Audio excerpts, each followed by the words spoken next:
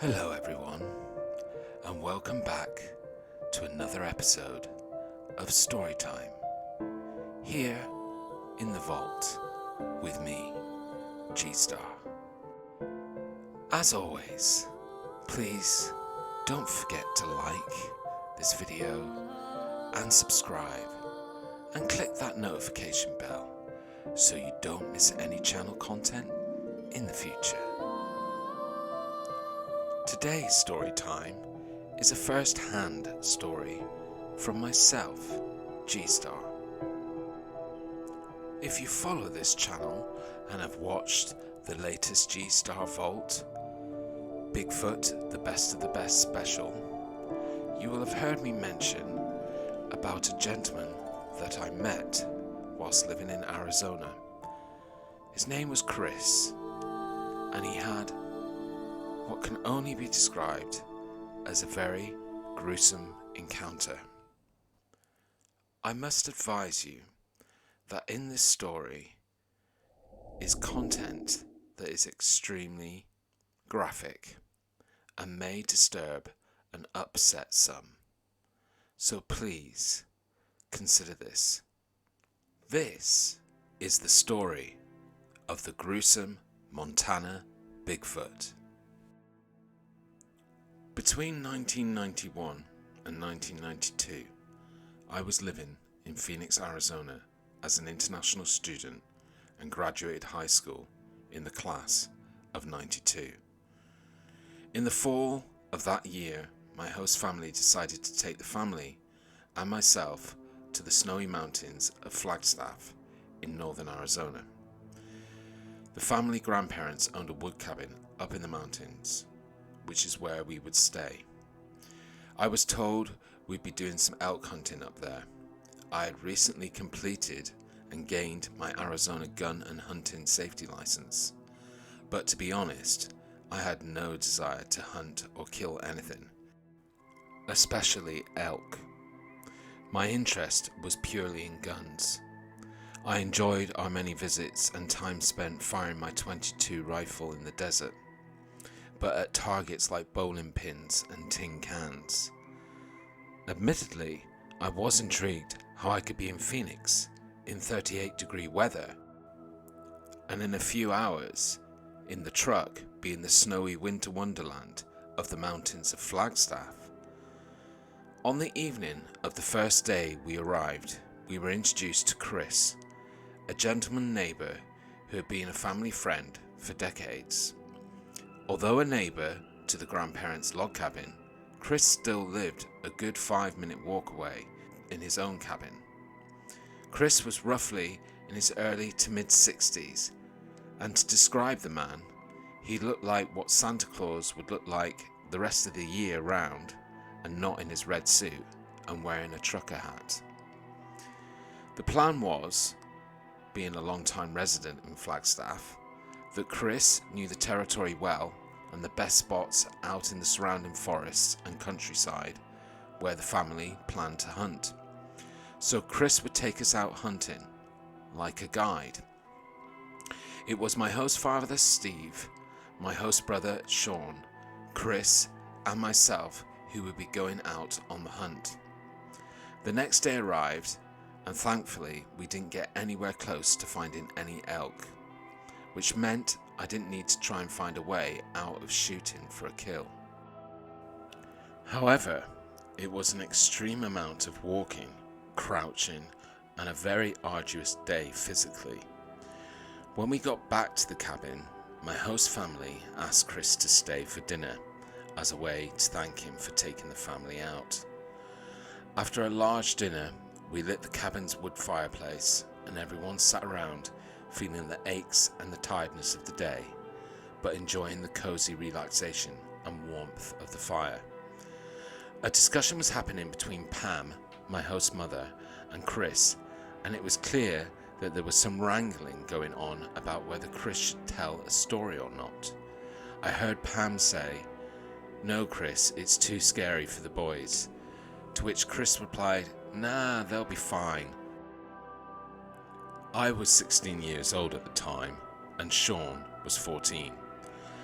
After some back and forth and protesting from all directions, and Sean and myself professing we were old enough, the decision was made that Chris would tell his story. Chris hadn't spent all his life living in Flagstaff. If I remember correctly, he was born in Idaho, but after joining the US Air Force, he was stationed and lived many years in Montana until his retirement. There is only one Air Force base in Montana, which is Maelstrom Air Force Base, so this must have been where Chris was based. The events of his story must have taken place around the late 1940s or early 50s. Without knowing Chris's exact age, it's difficult to be sure. Chris told me his story 31 years ago, so some of the details have been lost throughout time and memory. But some of the details you'll understand why I can still remember them, like places called Anaconda. Who can forget something like that? Here is the story he retold as best as I can remember.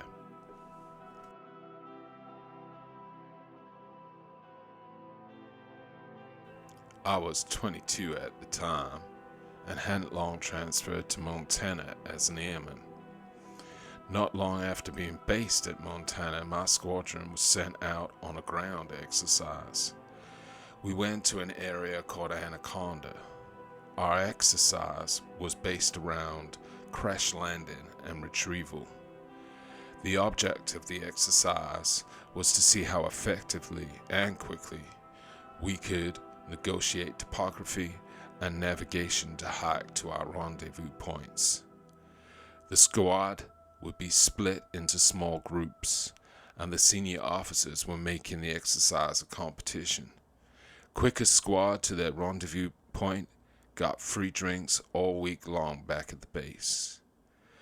The exercise began and all teams were dropped off miles apart from each other. Each team was required to check in with command on the hour every hour. Roughly a few hours and some miles hike into the exercise, the member of my team with the radio got a call from the senior officers, which was strange.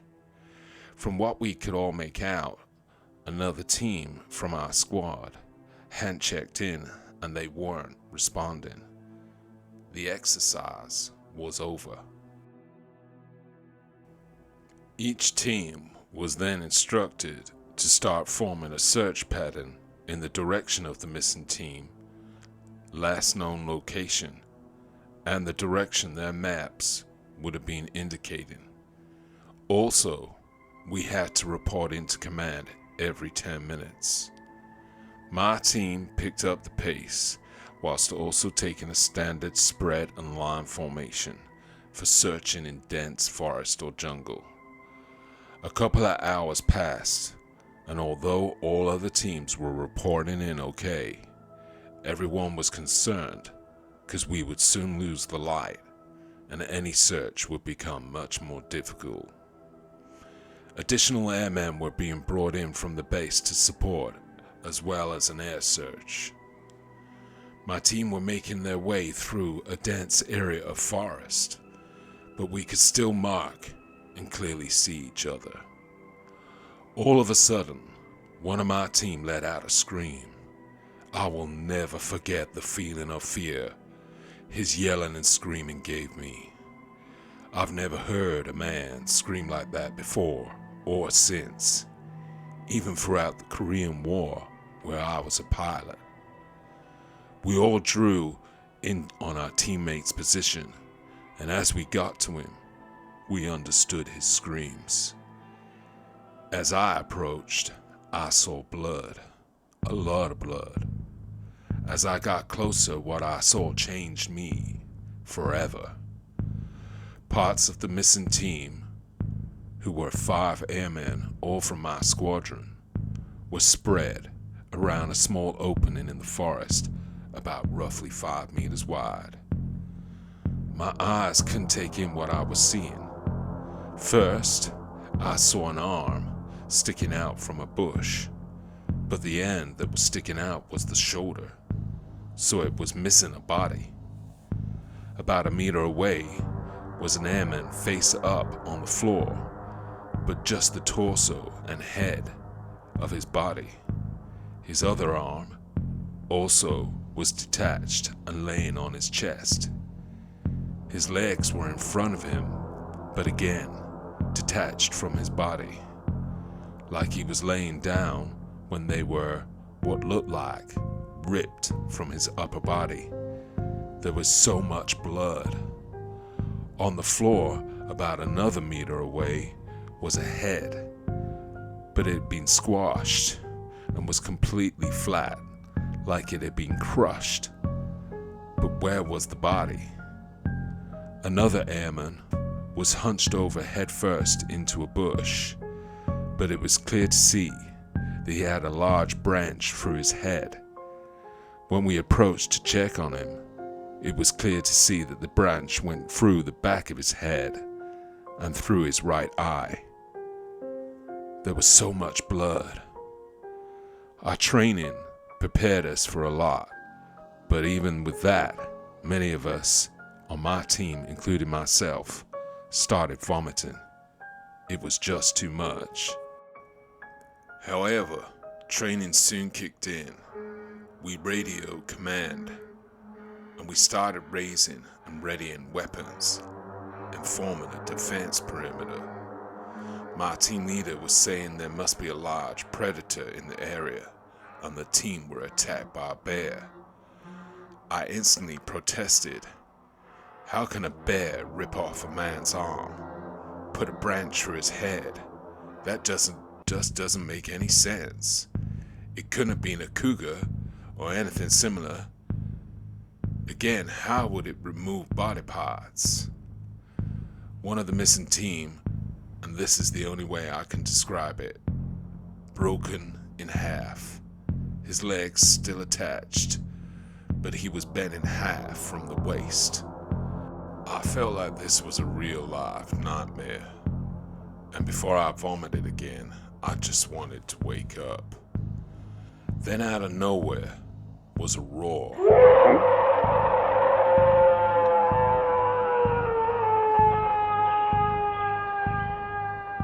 As well as my time in the Air Force, I grew up in the country, and I know pretty much all animal noises, but this was something else. It felt like the forest itself vibrated. It couldn't have been a man, no way. The whole team instantly went into high alert, but I remember not one of us said, "What was that?" In fact, we never spoke of it again. What seemed like too quickly, we were then joined by reinforcements and all the senior officers. My team and myself were quickly commanded away from the scene and asked to ready for return to the base.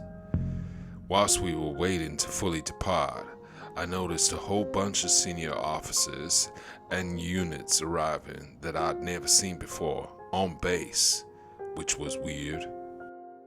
When we got back to base, we were debriefed, and all of us were told that med teams on the scene had concluded it was a bear attack. Before I could protest, we were told in no uncertain terms to never discuss this event. Families of the deceased would be informed, but we were not to know the specifics, and that the incident was highly confidential, and any mention would carry the most extreme punishment. I never did discuss it again, not until I was approaching retirement many years later. And even then, I only discussed it with one of the guys who was on my team. We both had no doubt that the thing that had caused the death of the airman was not a bear. We didn't see what it was, but whatever it was strong. We also discussed why we thought the team were attacked. My squad mate said that where he had been standing, he also saw a lot of blood, but he saw some blood leading away from the scene. All airmen in the team, although in parts, had been accounted for. Was the blood from the attacking thing? Had the team fired and injured something and it retaliated? We discussed it, but both agreed, even though at times we were miles apart during the exercise, we would still have heard gunfire, and no one did. I'm not sure what attacked the team, but I won't forget it, and I won't forget that it can be easily explained, and it certainly can't be forgotten, even though the Air Force didn't want us to remember that bloody and gruesome scene. Many Bigfoot cases are documented, recorded, and investigated. But because the military chose to keep this confidential and top secret, we don't believe there's a record of this account. Let us know in comments what you think attacked the airmen. Was it a Bigfoot and Sasquatch? If it wasn't, what was it? Did the airmen attack it? Or did it attack them? Please let us know in comments. We hope you've enjoyed this story time and it doesn't give you nightmares. Join us next time on The Vault for more mysterious, thought-provoking and unexplained stories. Until then, look after each other and stay safe. Good night.